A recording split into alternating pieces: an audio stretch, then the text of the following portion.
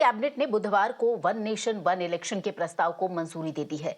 इससे अब देश की कुल 543 लोकसभा सीट और सभी राज्यों की कुल 4130 विधानसभा सीटों पर एक साथ चुनाव कराने का रास्ता साफ होता दिख रहा है। इस मामले को लेकर पूरे देश में राजनीति भी गर्म है। हालांकि विंटर सेशन में इसे संसद में मोदी सरकार द्वारा पेश किया जाएगा। High level committee recommendations on one nation one election, on simultaneous elections, those recommendations have been accepted today by the Union Cabinet. And as you are aware, 1951 से 1967 तक इलेक्शन साइमल्टेनियसली होते थे। उसके बाद में 1999 में लॉ कमीशन ने अपनी 170th रिपोर्ट में रिकमेंड किया था कि one election to Lok Sabha and all legislative assemblies in 5 years होना चाहिए। There is a widespread support for simultaneous elections in the country. There is a widespread support for simultaneous elections in the country. इसीलिए NDA सरकार की cabinet ने आज सर्वसम्मति से इस इन रिकमेंडेशंस को एक्सेप्ट किया। इलेक्शन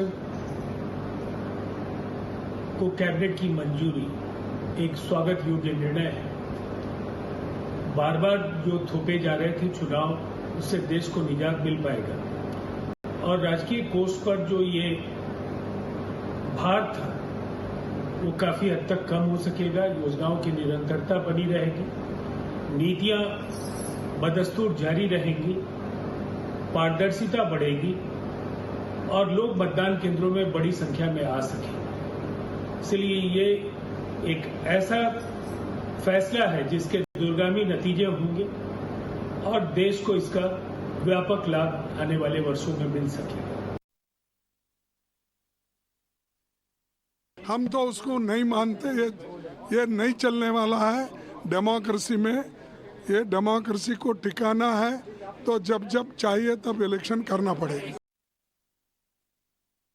240 के मैंडेट के बाद लगा था कि माननीय मोदी जी अब रोजगारोन्मुख चीजों पर बात करेंगे। डाइग्रेशन और कुछ नहीं है। वन नेशन वन इलेक्शन जो एक विविधता रही है, क्या अब तक के जो मेनी इलेक्शंस हुए क्या उसने डेमोक्रेसी को कमजोर किया? नहीं। कोई ऐसी स्टडी है? नहीं। वन नेशन वन इलेक्शन इस सरकार का पुनः एक ऐसा ऑब्सेशन है जिसकी जड़ें कहीं नहीं है, सिर्फ इसमें कि डाइग्रेशन हो, कुछ दिन हेडलाइन मैनेजमेंट हो, चर्चा हो, क्योंकि आपके पास इस तरह की कंटिजेंसीज के लिए क्या प्रावधान है नोबडी नोस।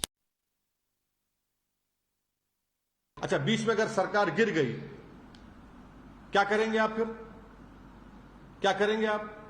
तो ये भारत के जमहूरियत के लिए, भारत की फेडरलिज्म के लिए, भारत के संविधान के बेसिक स्ट्रक्चर के लिए ये ठीक नहीं है और गरीब जनता के लिए ठीक नहीं है, किसानों के लिए ठीक नहीं है, युवाओं के लिए ठीक नहीं है। अगर आप 4 राज्यों के चुनाव नहीं करा पा रहे हो, आप वन नेशन वन इलेक्शन कैसे कराओगे? उसको भी छोड़ो, मैं इनसे ये कहना चाहता हूं कि हम मांग कर रहे हैं कि महाराष्ट्र और झारखंड के साथ आप दिल्ली का चुनाव करा दो। ये उसमें भी सहमत नहीं है। तो जब आप एक साथ 3 राज्य के चुनाव कराने में असमर्थ हैं, एक साथ 4 राज्यों के चुनाव कराने में असमर्थ है, तो फिर ये कैसे संभव है कि आप पूरे देश में एक साथ चुनाव करेंगे? तो ये एक बहुत बड़ा जुमला है। इसके अलावा एक और इम्पॉर्टेंट पॉइंट है जो मैं आपके माध्यम से देश के सामने रखना चाहूँगा। क्या होगा अगर बीच में कोई सरकार गिर जाती है? अगर 5 साल के कार्यकाल में 2.5 साल में कोई सरकार गिर जाती है, तो क्या 2.5 साल फिर राष्ट्रपति शासन लगेगा वहाँ पे? Look, there are some things that the government does to distract you away from issues. What are the issues of the election today? It's unemployment. It's failed law and order as far as Haryana is concerned. It's income inequality. It's how the farmers have suffered. What you've done to the athletes, whether it's Jammu and Kashmir, the number of terror strikes that have happened. Instead of focusing and talking on those issues, the government is putting one hot air balloon after the other. Is it practical? How are you going to do it is really the big question, and that's what we want answers to.